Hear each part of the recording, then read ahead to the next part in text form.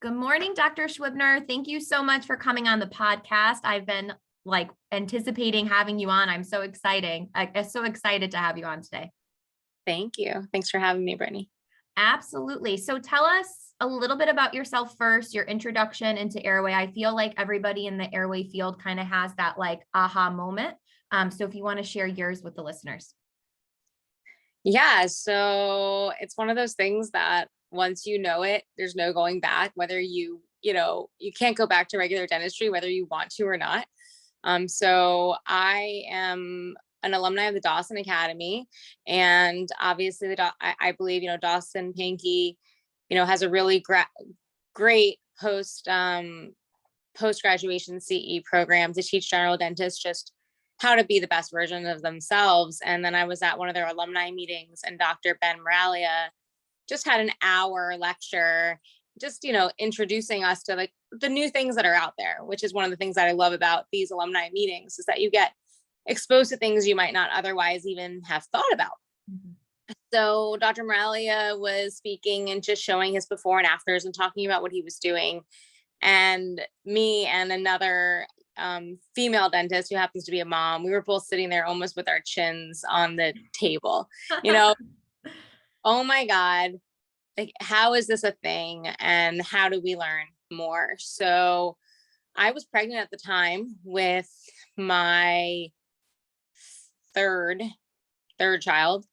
And so I was just thinking, well, if anything, I need to learn this for my own children. Mm-hmm. So I looked at Dr. Moralia's bio and literally just started crossing things off of okay, I've done these courses. These are the courses I need to do. And I basically said, how do I become just like him? And because he's a general dentist, and he's, become this just mastermind in airway and ortho. So I thought, hey, I don't necessarily have to go back to school to be this. So I could look up to somebody that had the same path. Because if you see a specialist speak, you can say, well, I can't do that because I don't have that degree. But it was really motivating for me to see that he had turned, I believe, which was just an adult primary practice, and he just grew it into a pediatric practice. So I just started doing courses and reading more and figuring out okay, how do I get all of that knowledge so I can be like him one day? Isn't Dr. Ben so great? He really is. He's brilliant, and he's just so kind and giving with his time, answering questions. And, I know that, you do some mentorship along with him, which is amazing. It's just so great, everything that he and Lauren are doing. So, well, we're excited now to have you, as a provider, and Joanne and I had the lovely privilege of meeting you and now getting to work with you and your patients. So we're really excited about that. And then speaking about patients, so, you're a general dentist practicing general dentistry, and then you go to these lectures, you're into airway, and you want to go back to your office and tell your patients about everything you learn. And sometimes we have vomit of the mouth because we want to tell our patients literally everything. So how did you begin that conversation with patients who had no idea you were about to change their lives? They thought they were coming in for their prophy or, their fillings or what have you. Yeah. So it's I approach it differently depending on the patient, right? Luckily, because my adult patients, a lot of them, I know their history and we've talked before. And so they realize I was training with the Dawson Academy for many years before I got into airway. So every time I came back from a Dawson course, my close patients would be like, okay, what am I doing? And I have one patient in particular that he's like, every time you go to a course, it costs me thousands of dollars because you notice all of these things that are wrong with me that you didn't notice before. So a couple of my patients are understanding of that, and they really like it. And the patients that come to our office, they come and they stay because our office has always been known as being up to date with the latest and greatest and constantly evolving with technology and everything else. So most of them understand it, the existing patients. Then my new patients, we actually just started implementing this, where we take a 3D CBCT scan of every new patient. And we've even done them, in our hygiene patients that we're kind of seeing something where it might, and we're not charging for them. I mean, this is typically something that, according to the ADA code, should be between $400 and $600. And to me, it's like, it takes, I believe, 19 seconds to take a full one. I think even like 4.9 to take a small view on my Vautech, and we get so much information. So what I'm finding is the cost of it is so insignificant because it educates our patients. So we take a screenshot of their airway. We show them, if it's small. We also can look and see silent abscesses on their teeth, and I see their nasal cavity, I see their sinuses. So a lot of patients where I'm like, I don't know, maybe you need to go to the ENT and I want you to get a scope. And they'd be like, oh, like, I'm fine, I don't need to go. But then once I see inflammation in their sinus, or I've seen nasal polyps, or we saw a fungal infection in someone's sinus, we saw deviations in their septum, super enlarged turbinates, all of those things, when we see them and we show them, the patient's like, oh my God, like, I had no idea I had those issues, but that makes sense. And then they start putting things together and saying, well, everything you're saying makes sense. And people might not tell you that they're tired or tell you that they're struggling in certain ways. And then when you look at their full picture and you are able to tell them their history without them even telling it to you, they think you're a mind reader. And they think, so my new patients that go through this experience, I would have literally I spend about an hour to an hour and a half, sometimes 2 hours with my new patients. So sometimes these patients come in, they need no restorative work, or they need no work at all. Like, literally, it's like, that would have taken a 10-minute new patient exam when I first came out of school, right? You're looking, no periodontal disease, no cavities, you're good. But basically, when I look at them, I'm almost every single person typically has a constriction of their arches and a narrow arch. So we typically are talking to them about ortho. We're talking to them. Maybe I'm just referring them to the ENT, like I said, because everything else looks good. Or maybe they're just not a great candidate for expansion, their age, whatever it is. But I see their sinuses are inflamed, or their nose has some issues. I'm talking to them about that and then making that referral. So they see me as an expert and they trust me, and then they'll tell their friends, to come in. And then when I had a patient that I did this with, and we're doing expansion orthodontics on her, and she went into hygiene, and she told my hygienist, like, whatever Dr. Schwibner recommends, like, I want to do.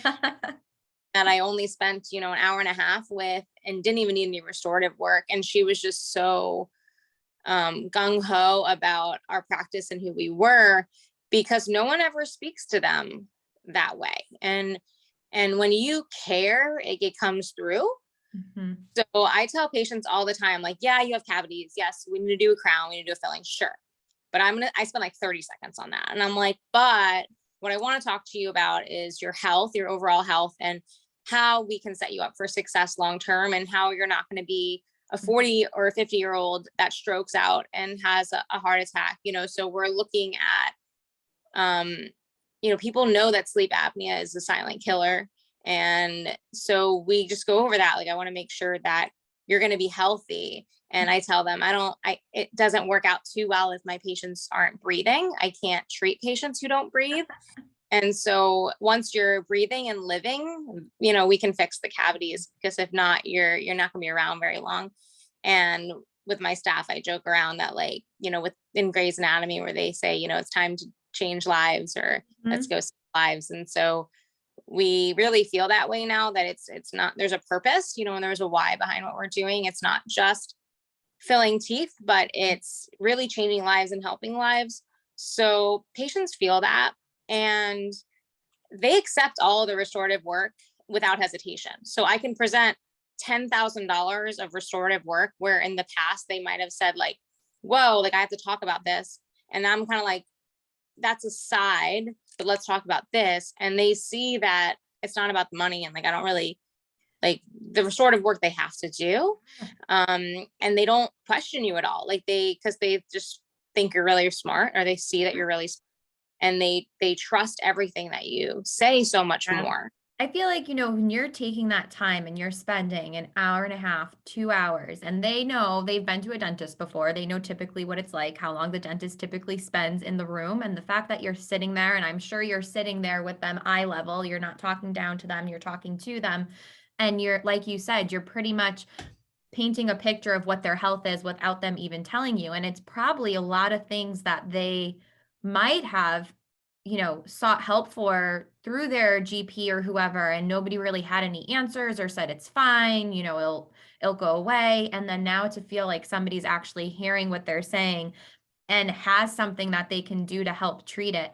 And they don't feel, like you're along for the ride with them. I'm sure they feel that, like they trust you. They know that you're going to be there through, the entire treatment plan and explaining everything. Like the education component, I'm sure you agree with that, is the most important part. If a patient can understand why they need to do something, how it's going to affect them in like simple terms, who doesn't want to get better? Who doesn't want to sleep better? Who doesn't want to breathe better? Who doesn't want to have increased quality of life? Like anybody is going to want that. But sometimes, I think, I know through talking to you, like it takes a special kind of person to be able to really have that kind of relationship with patients, because not all doctors have it. And I'm sure you can attest to that too. Yeah, it's hard. I mean, it's a battle all the time. And sometimes I joke around talking to my husband and I'm like, I just want to be a regular dentist again. Life would be, but like I said before, once you can't not help. So like I'll go into a new patient exam and I'm like, she's 85 years old. She just wants a snoring appliance, right? Mhm. She was referred to me by a sleep doctor in town, and she wants a mandibular advancement appliance. And I'm like, I'm not going to talk to her about anything else. She's here for this. She's 85 years old. And then I go in there and I'm like, I can't help it. Like, I just need to. So I educate her on everything. And I say, I can make you this appliance, sure. But I just want to let you know that there's other options and this is what they are. And it's just, they appreciate it. And sometimes, they make their decision. Maybe some patients don't want to do anything about it, but I feel like it's my duty to educate them properly. So I do get some eye rolls and things, my assistants, you probably know as a hygienist that when you go in there for a exam and you start going down that rabbit hole of airway, and sometimes the patient doesn't want to hear like, oh, let's just come back another day and we'll talk. Like they're busy and they just questions and you can't help but answer them. And so when I first started, I would spend like especially with my new patient kids, I would spend like half an hour talking to the moms and dads about like things that I'm seeing in growth and development. And my hygienist was like, you have to stop. You're putting me so far behind. Yeah. Like, let's bring them back for a consult. I'm like, okay, but as a mother of 3, I'm like, I know how busy these parents are. The fact that they're here now, it's a challenge to get them back. And, I'm so aware of that with with the kids, that I have so much empathy for these families that I want to make it easy for them. But I also realize that sometimes you do have to come back for a consult. I'm sure your hygienists appreciate that. So talking about expansion, what type of expansion appliances do you typically use in children and adults? So whichever one you want to talk about first. Yeah, so I started my airway journey going to the Healthy Start classes. And at the time, that was part of Dr. Malia's lecture, was Healthy Start and then transitioning into other appliances. And so I have those, which are removable appliances, myofunctional appliances that help through proper tongue position and muscles. And they also have guides for the teeth to try to align them without braces.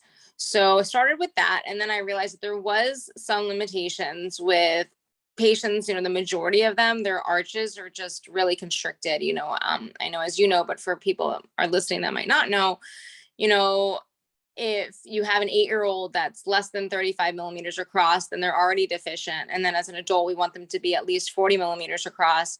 And so when I see a kid that, is coming in and they're at 34 or 33, it might not seem like a huge deal, but they're already behind. So I don't want to waste time by doing a couple of years of a removable appliance that they're not going to be compliant on, or maybe that they're set up for failure on because they just don't have the room for the teeth to come in properly unless they're 100% compliant. And as we know, it works. It 100% works if they're compliant, but even if they're a little bit small, we can get expansion.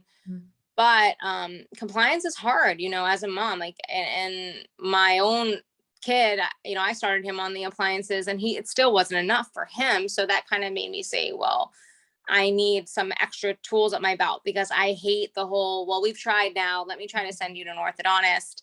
And that orthodontist usually isn't going to do anything. So it's frustrating. And then I don't like taking people's money for something and then not being able to actually provide what I say, even though we say, well, it's based on compliance, but still that sucks if the mom pays a couple $1,000s to do something and then their kid just isn't compliant. And then what do you do afterwards? Like, you give them back their money and you say sorry, and then you haven't helped them and you've wasted everyone's time. Like, it just wasn't a good feeling. So then I did Dr. Malley's course and learned how to do his expansion techniques. So he has his own expander, the AHS expanders, upper lower fixed expanders for kids. So those are my go-to expanders now. And so what I do is I still use my removable appliances. And what I can tell my kids is that if they're not super compliant, it's okay. We have other options. So then we'll put them in an expander and then we can go back to the appliance after. It's the same size, will fit them. So they go back to the appliance and they haven't lost that money or even that time. And I talked to them about, even if we were in the removable appliance for, 6 months, we were training the muscles and working on the muscles. And as if we don't have the muscles and the tongue, the oral muscles and the tongue trained properly and functioning properly with a proper swallow, proper nasal breathing, any expansion that we do has a high chance of collapse and relapse.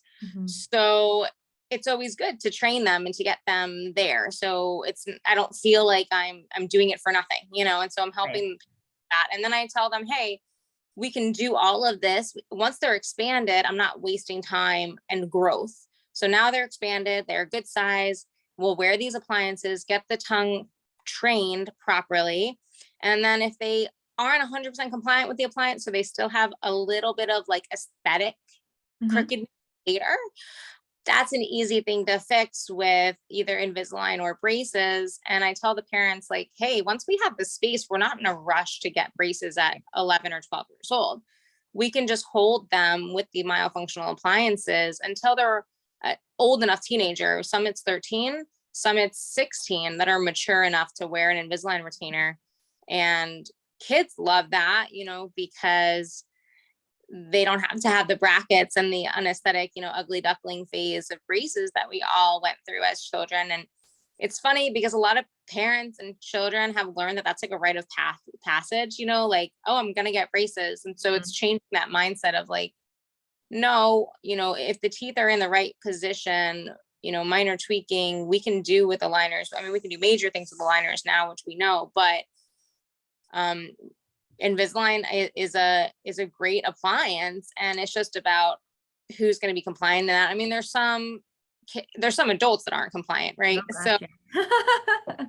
that might need braces. And so, but at least I feel like I'm setting them up for success. So when they do go to that orthodontist, they have the room. They're not going to get their teeth extracted. They're not going to hopefully make them narrow, because they're set up for success. So I haven't really referred too many to the orthodontist, because most of them, once they get started, they want to continue the program, and and some of them don't even need Invisalign at all. Like, we get them expanded, and then they have enough room, their teeth come in, and the expanders actually straighten the teeth a lot. Just as they're making the arches bigger, the teeth just kind of fall into place. Do you always put in an upper and a lower? I do. So I know why you're asking that. But yeah, typical orthodontics and training is to expand the upper and put a holding arch on the lower. And I do see some coming across my desk where they're saying they're putting lower expanders in now. I haven't seen those patients to see what they're actually putting in. But from what I've learned through my training is that they might not necessarily be looking to get the same amount of expansion that we try to get. You know, it's still acceptable to say, well, we don't have enough room and we're going to extract teeth later on. And so I'm hoping to see a change in that in the orthodontic world. But, you know, I see so many adult patients that have premolar extractions and they have a lot of issues. And that was also my motivation of, I don't want my kids to become sick adults later.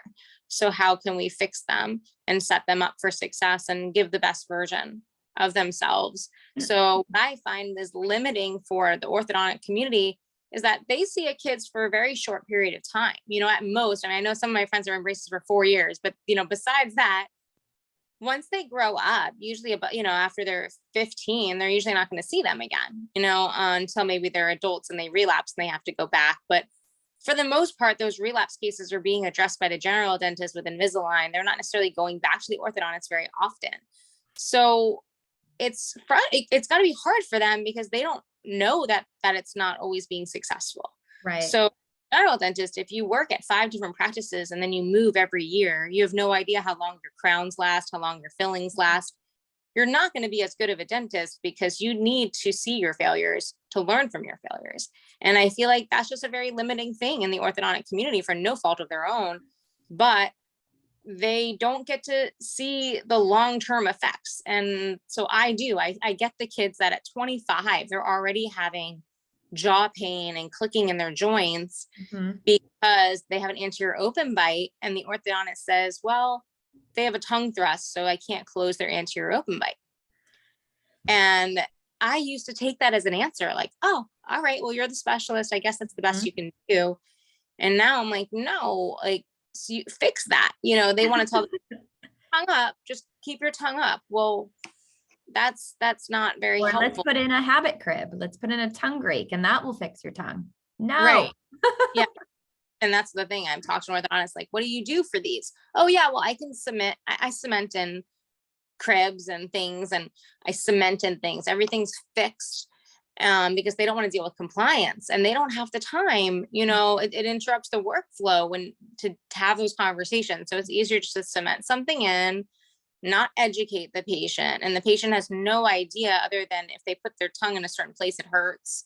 You know, but they don't make the mind body connection of, you know, why can't my tongue be out like that? What is it? And I always tell, you know, because we get a lot of referrals for tongue thrust. And like when we see that coming over, like as myofunctional therapists, we really look at the tongue thrust as a symptom. Like that's not really the problem. Like the real problem is that incorrect low tongue rest posture. The tongue thrust is due to that incorrect, you know, oral rest posture. So for us, it's not, you know, parents come in when they think tongue thrust, they're like, okay, you're going to do a bunch of swallowing exercises, swallowing. And that's not really it. We have to retrain that overall oral rest posture. Otherwise, you're never going to get to that point where that tongue thrust is going to remediate. You know what I mean? And, you know, if you think about it, it makes sense the way that teeth move with light, continuous pressure, not heavy intermittent forces. So it's really not that tongue thrust, because the amount of times you swallow a day, I forget, but I think if you add it up, it's like right under a half hour. So like, what are we doing in those other 23 and a half hours? We have to talk about that overall, you know, oral rest posture. And that's the part that I'm always like trying to explain to the parents, because they get really confused when they come in to see us, if they're not coming from an office like yours, where you get the whole picture and you're already giving them some education. But, you know, we get a lot of referrals that are just for, say, a tongue thrust from an orthodontist. And they're like, well, wait a sec. I thought like when they swallowed, their tongue pushes forward. And now you're telling me, you know, we have to go see the ENT and we have to do this whole like myofunctional therapy program. And we're talking about where our tongue rests, and the parents are in the back like, wait, my tongue doesn't rest there either. What do you mean the end spot? My tongue's nowhere up there. And then we end up treating the entire family. Yeah, it's just been accepted for so long. I mean, you see so many adults, like you said, that might have a tongue tie and proper tongue position, and they've just been told like, that's just how you're born. That's just your anatomy.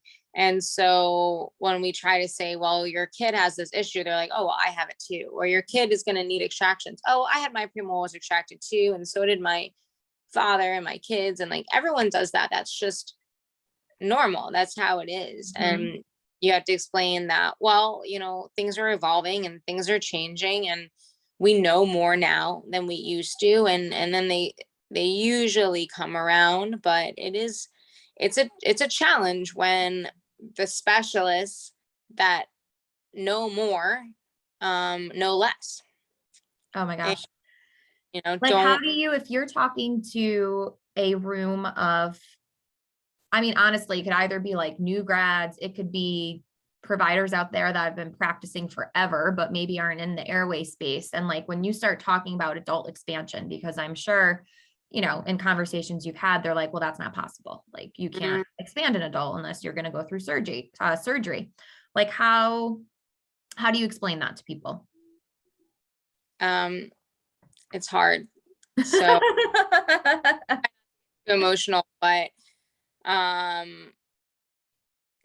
still have a hard time talking to specialists in the dental field. So like we're talking about like orthodontists, pediatric dentists. It's funny because as a dentist, you would think that they would respect you more, but I have a couple, right? I have some that are great. But a lot of them are like, I know more than you, I'm a specialist and I don't want to talk to you.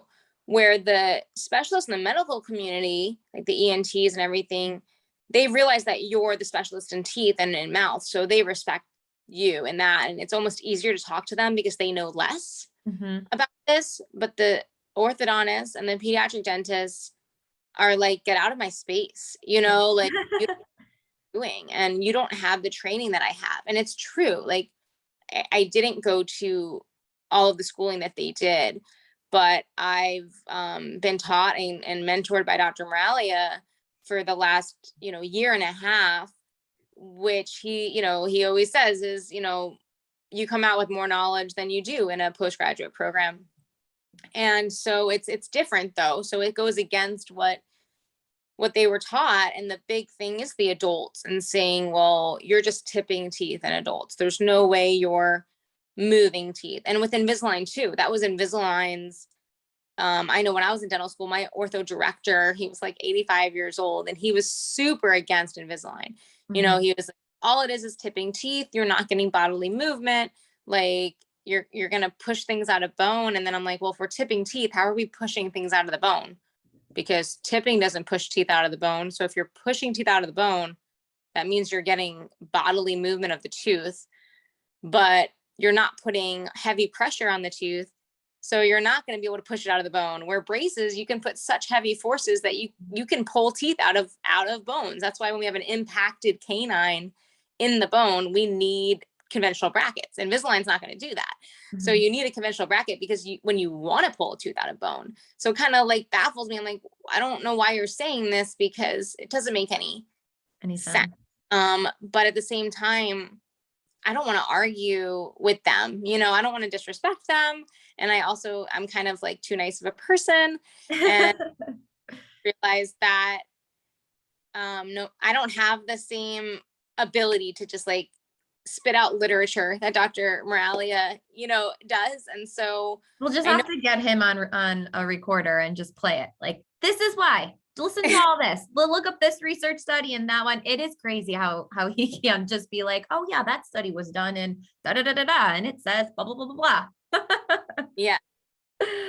Now for your adult patients, are you doing mostly Invisalign expansion? Are you using removable appliances? A little bit of both? Yeah, I didn't answer your whole question. That's Sorry. Okay. Yeah, so I have removable expanders that we will use first before Invisalign on the adults that need more than, I would say, 2 to 3 millimeters of expansion. And if they really need that bony movement. So if they have a high vaulted palate and we want to see changes in that bone, which orthodontists are going to kill me, we use a removable appliance, and we know that the bone is changing because we have to adjust the palate of these appliances as they're going through treatment, because that palate's dropping and changing. So I wouldn't have to take a burr and adjust the palate if we weren't getting bony changes. And I wish I could say this when I'm having these conversations, but it's I'm physically doing it. So it's like, how many research articles do you need to see? Like, I'm personally doing it every day. And then I'm doing CBCT scans before and after. That was literally, you just read my mind. And you know, they say, well, where's your x-ray? Where's your Ceph? Where's your x-rays? And I said, well, that's a 2D x-ray. You see bone superimposed on bone. You have no idea if the teeth are in bone or not based on that.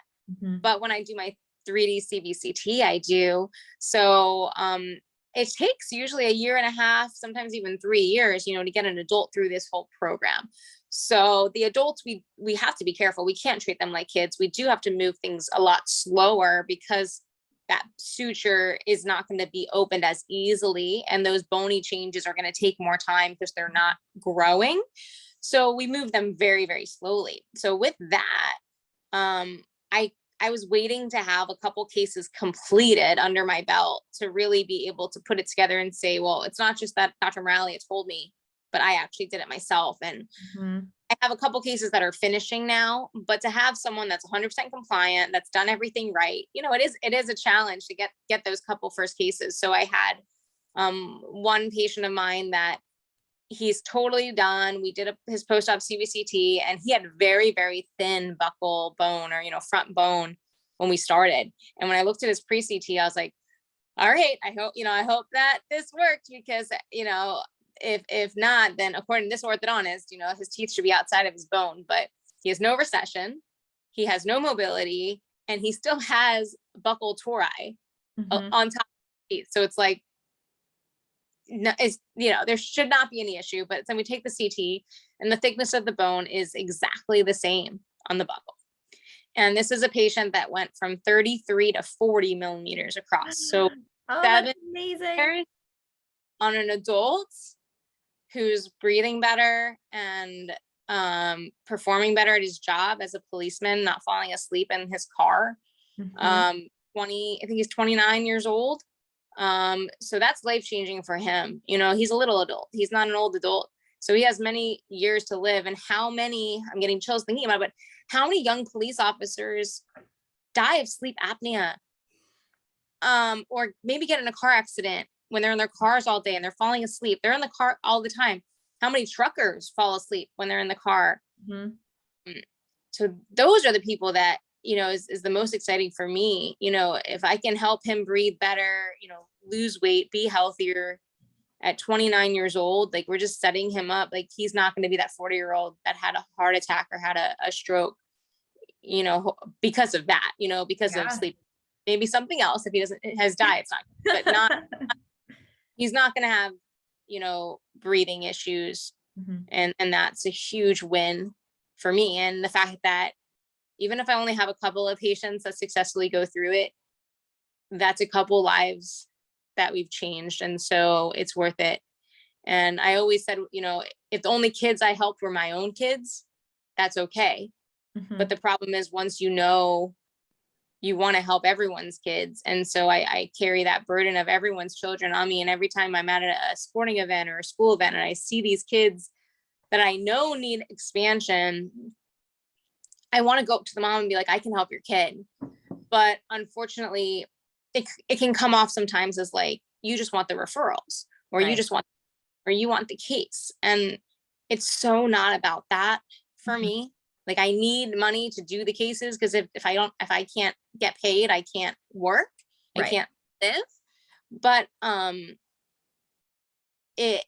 it's all about helping them. And so this is going off tangent, but I opened up a pediatric practice just it was right in the middle of COVID, so about 2 years ago. It was really about a year ago that we fully launched. But I did it just because I wanted to see more kids and save more kids. And it's been hard with COVID. I've thought about closing it down a couple times because it's a slow build. And as a office that's spending a long time with their new patients and trying to do quality over quantity, it's really difficult to run a pediatric practice. And also, I'm not the doctor, you know, I have to be at my general practice. So that's a little bit of a struggle too, you know, so I need to get my staff trained, my specialty doctor trained in looking at things the same way that I look at. So that takes time, you know, and we're getting there, but it definitely takes time. But at the end of the day, my goal is to break even at that practice. You know, like I'm not looking to have a second business that I'm making all this money. Help people. At the end of the day, I want to break even there so that I can be exposed to more kids and educate more parents. And then those kids can come over and, you know, we can do ortho, or at the very least, I can refer them to the right people. So we think of ourselves as like the quarterback to success. So whether it's just getting them to the right ENT, or maybe just getting them to the myofunctional therapist. I would say that most of the work that I do is just referring to other people.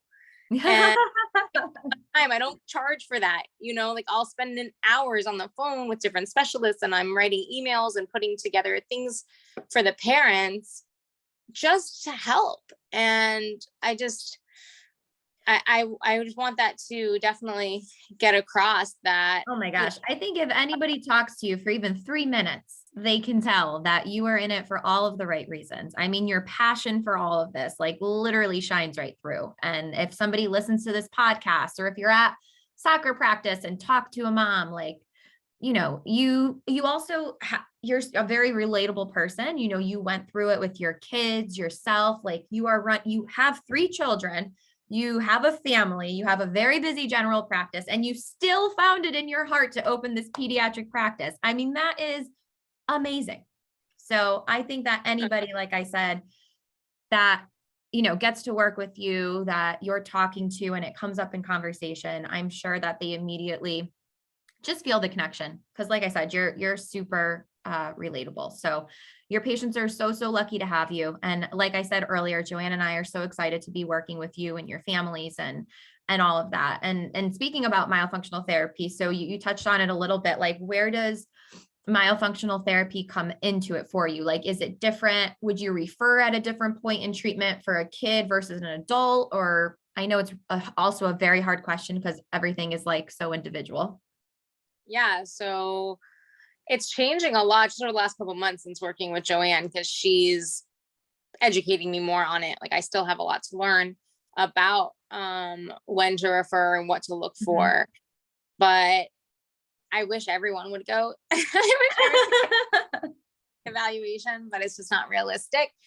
So my kids, if I'm doing a fixed expander on them, they're not going to have room on their palate for their tongue. So, you know, I think about, well, how are they going to get the most bang for their buck and their time, and time is valuable. So we get them expanded, and also they need room for their tongue and their palate. So if their jaw is really small and they're going to fail, right? They're not going to get that proper tongue seal. So they do that, they work on that. Then if they need a tongue tie release, then we can do that after their initial work with the myofunctional therapist. And then they go back to the myofunctional therapist now that they have a tongue that can work properly, and they finish up their therapy with that. Obviously, if I see someone that is completed with ortho, they're older and they have a tongue thrust, you know, then they need to go over right away.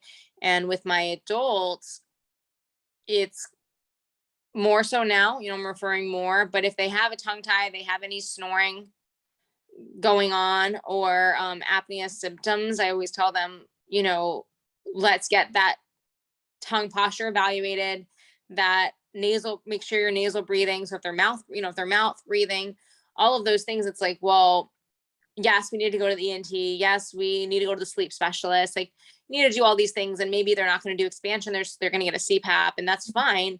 But let's make you more successful in whatever we're doing by making sure that tongue is up and sealed in the palate, and you're breathing through your nose. Because if you're not doing those 2 things, we're setting you up for failure. Yeah. And just circle. about 50% listen, you know, they still are like, oh, well, it's fine. Or my pediatrician said I didn't need it, or, you know, but it's all right. I'll still keep talking about it. Is there anything else you want to leave with the listeners before we wrap things up? I just think it's, you know, part of the reason we do the podcast is just to let people know that there's things that we can do, but we can't do it alone. And we need the medical specialists, we need the dental specialists. And I would love nothing more than for every orthodontist to do this so that I don't necessarily have to. Like I said, I'm best at referring. at working on my adult patients and doing my crowns and what I've learned at the Dawson Academy. Like, but the only reason really I'm doing it is because no one else is. And if I don't, no one's gonna do it. So someone has to help the kids. So if I can have some people locally, and we can each have our groups all throughout America of myofunctional therapists, orthodontists, pediatric dentists, ENT, pediatrician, and the general dentist that's kind of overseeing it. That would be my dream and my hope, is that I don't want to do orthodontia. I don't want to do really pediatric dentistry. I want other people to do it, but I want them to do it right. And I want to be able to identify and educate and refer. And so I hope that we get there. And you know, I'm totally quoting you on this because I actually wrote it down because I love it.